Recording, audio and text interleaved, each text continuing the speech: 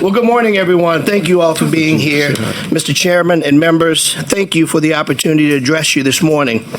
I'm Troy Carter, a proud member of the Louisiana delegation representing this great state in the United States Congress. I want to start by thanking everyone who came to the Capitol today to make their voices heard regarding redrawing of congressional maps in Louisiana.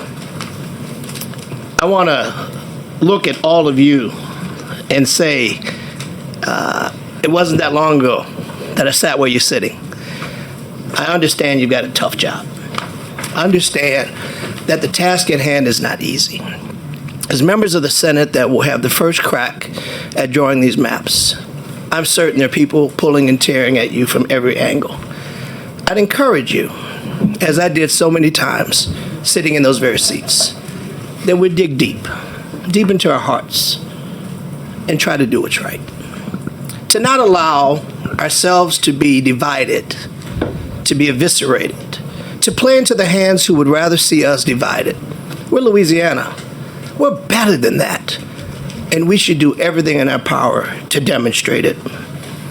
At the close of the Constitutional Convention in 1787, Benjamin Franklin emerged from the Independence Hall in Philadelphia and was approached by a citizen who asked him a simple but profound question. He said, "Well, Dr. Franklin, what have we got? A republic or a monarchy?" Franklin's response has echoed throughout the generations. A republic, if we can keep it. A republic, if we can keep it. Those 7 words may be among the most important words ever spoken about our American democracy. Because Franklin understood something that remains true today. Democracy is not a self-sustaining function. It is fragile. It requires vigilance. It requires courage. It requires participation. And above all, it requires fairness. A republic cannot survive if people lose faith that their voices don't matter. A republic cannot endure if representation is manipulated to silence communities. A republic weakens when citizens begin to believe the system is rigged against them. Today, here in Louisiana, we're being tested, and the whole world is watching. The question before us is not merely about lines on a map. The question before us is whether we will honor the principle that every citizen deserves equal protection under the law. Louisiana is 1/3 African American. We have 6 congressional seats in our Orleans delegation in Congress. Fairness and basic mathematics both point to the same conclusion. 2 districts where black voters have a fair opportunity to elect candidates of their choice. It's very basic. Not because anyone's asking for special treatment, but because democracy demands equal treatment.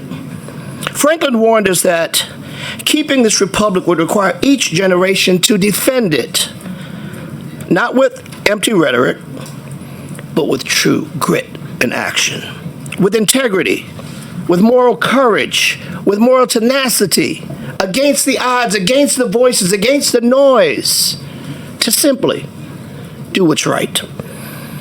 That responsibility now rests with us.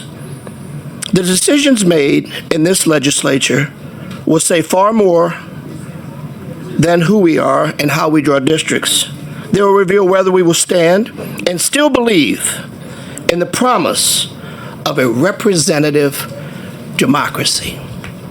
A representative democracy. The decisions made in the legislature are serious ones. Your jobs are tough. They're not easy. I understand that. I know that because I know most of you personally. I've served with you. I've enjoyed dinner with you. We've debated together. We've worked together. I think I know your hearts. And I'd ask you to not let anybody, any party, any politician, any person move you from doing what's right.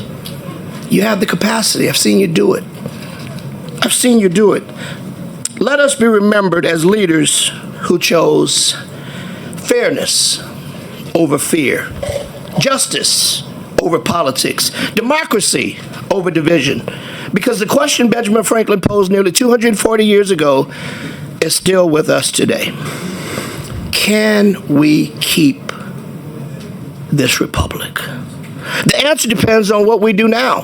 The answer depends on what we do now. Not that which divides us, but that which unites us. My dear former colleagues of this proud and historic body, the Louisiana State Senate, where I spent some of my most significant days, with some of my most fond memories, with some of the most outstanding, intelligent people that I've ever worked with. This body means something. This body means something to our state. This body means something to America. Through the different parties and different philosophies, we're always united as Louisiana.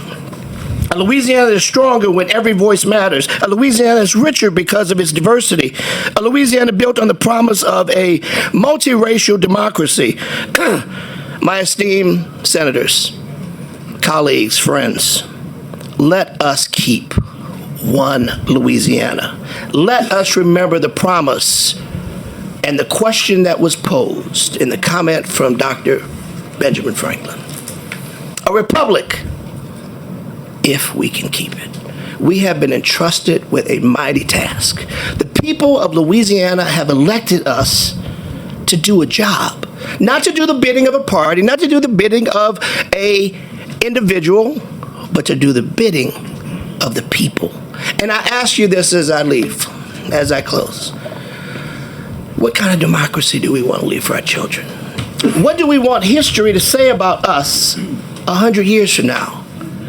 Did we stand for division, or did we stand for fairness and unity? Thank you very much for the time you've given us. Thank you for your diligence. God bless you. God bless our state. God bless America.